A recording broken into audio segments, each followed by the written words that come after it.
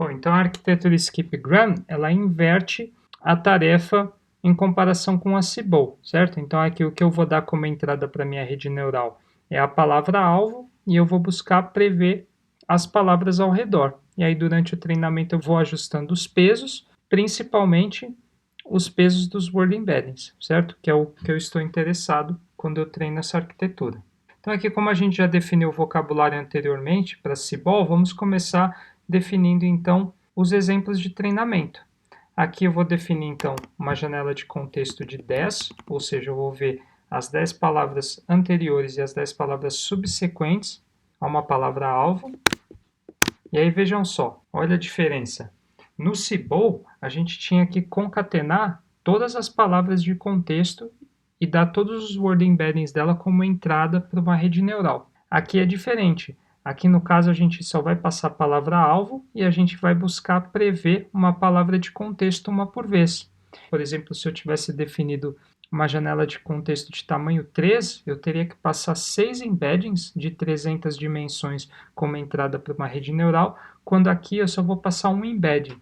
Então a arquitetura skip-gram ela é muito mais eficiente, ela demanda muito menos custo em comparação com a Cibol. Então aqui vamos definir o modelo skip-gram. Então a gente vai definir a classe skip-gram, que vai herdar a classe model do PyTorch. A gente aqui vai passar como parâmetro o número de features desejados, certo? Que vai ser 300 para cada palavra do nosso vocabulário. Aqui, então, vai passar também quantas palavras tem no nosso vocabulário para definir a matriz de embeddings. A gente passa aqui um mapping para mapear de uma palavra para o índice da matriz de embeddings e o nosso device. Tá? Se vai ser o CUDA, ou seja, se vai utilizar um hardware acelerador ou se vai utilizar CPU. Então aqui eu defino, certo? Meu device, o meu mapping. Vou definir aqui minha matriz de embeddings, certo? Que é a matriz que eu estou interessado, que vai treinar os word embeddings para todas as palavras do vocabulário.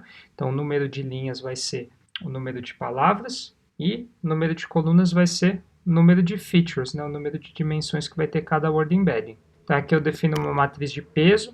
Olha a diferença aqui, né? Então aqui ela só recebe um embedding, né? Que vai ter tantas dimensões, aqui no caso 300, e aí eu mapeio essa representação para uma representação do tamanho do vocabulário, e aí então eu ativo essa representação do tamanho do vocabulário utilizando o softmax, que vai me dar um vetor com a probabilidade de cada palavra ser uma palavra do contexto dado como entrada a palavra-alvo. Aqui eu tenho forward pass, certo? Que vai ser uma lista dos tokens-alvo de entrada.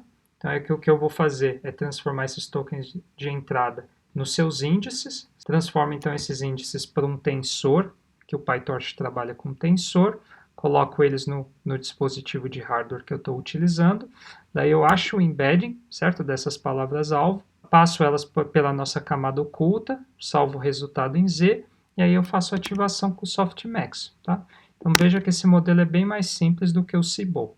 Daí, então, aqui eu defino os parâmetros da rede neural, como nós fizemos anteriormente. Então, 300 features para cada word embeddings, o tamanho do vocabulário, 12.787 palavras.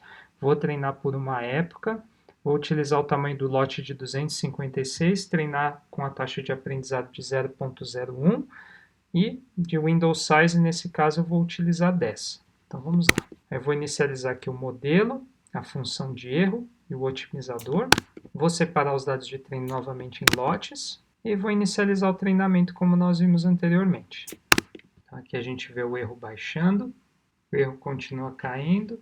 Tá jóia, então, finalizado então, o treinamento, a gente pode fazer a mesma coisa que nós fizemos anteriormente. A gente pode aqui salvar a matriz de embeddings, certo? Nessa variável embeddings.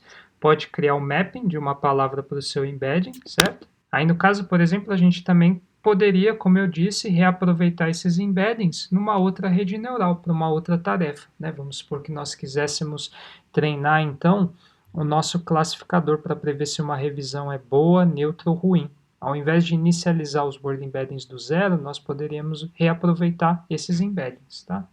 E aqui a gente também pode mensurar a similaridade. Qual que será que vai ser a palavra que tem o word embedding mais semelhante ao word embedding da palavra produto? Um produto, né?